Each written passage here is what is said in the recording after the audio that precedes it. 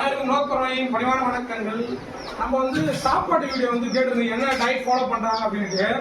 ஒரு யோகா ஆசிரியராக நான் வந்து எல்லாருக்கும் ரெஃபர் பண்ணுறதுன்னா அப்படின்னா, ஒரு கிளைமேட்டுக்கு அந்த மாதிரி ஃபுட்டை நம்ம சேஞ்ச் பண்ணுவோம். ஒரு சம்மர் வெய்ய காலங்கள் வரும்போது இந்த மாதிரி லிக்விட் ஐட்டம் கூழ், அதாவது ராகி, கேழ்வரகு கூழ் வந்து எல்லாருமே காசு கொடுத்து வாங்குறோம். வீட்டில் முடிஞ்ச வரைக்கும் நீங்கள் செய்யறதுக்கு முயற்சி பண்ணுங்க. அதே மாதிரி நான் மறுநாள், அதாவது நைட்டு வடித்த சாதத்தை காலையில் பழையதாக சாப்பிட்றதுமே நான் உங்களுக்கு பதிவு பண்ணியிருப்பேன். இப்போ எங்கள் அக்கா வீட்டுக்கு வந்துடுவேன், நான் இப்போ கெஸ்ட்டு தான், ஆனால் உணவு பார்த்தீங்களா, இதுதான் நமக்கு ஒரு அற்புதமான உணவு, ரொம்ப நிரந்தரமான உணவு. ஏன்னா கூடிய விரைவில் நமக்கு கரண்ட் கிடைக்கலையே, அடுப்பு கிடைக்கல, ஸ்டவ் கிடைக்கலனால இது மாதிரி நம்ம விறகுல வச்சு கொஞ்சம் கொஞ்சம் சாப்பிட்றதுக்கு பழகிக்கணும். கொஞ்சம் லிக்விடு கொஞ்சம் சாலிட் கலந்து தான் சாப்பிடணும். சாதம் ஒரு வேலைக்கும் இந்த மாதிரியான கூழ், ஜூஸ் இந்த மாதிரி ஒரு வேலைக்கும் நம்ம சாப்பிட பழகிக்கணும்.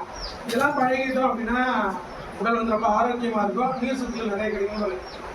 கூழ், மோர் மிளகா ப்ளஸ் வந்து ஆனியன். நான் மட்டும் இல்லை, என்னுடைய ஃபேமிலி எல்லாருக்குமே தான் ரெஃபர் பண்ணுறேன். எல்லாருமே விரும்பி குடிக்கிறாங்க. ஸோ நீங்களும் உங்கள் குழந்தைங்களுக்கு, நம்ம ஆசிரியர் தான் நிறைய பேர் என்ன சார் ஃபாலோ பண்ணுறீங்க கேட்டீங்களே, அவங்களும் உங்கள் குழந்தைங்களுக்கு இதெல்லாம் கொஞ்சம் மெனக்கிட்டு செய்யுங்க. சும்மா உட்காந்து செல்லு பண்ணுறவங்களுக்கு கிராஃப்ட் ஒர்க் கொடுங்க, ஏதாவது ஒரு ஒர்க் கொடுங்க.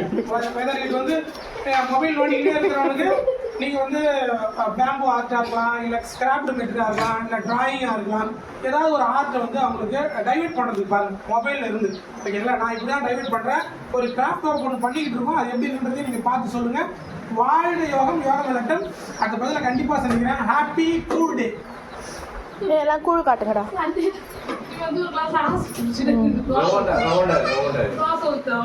ஓகே.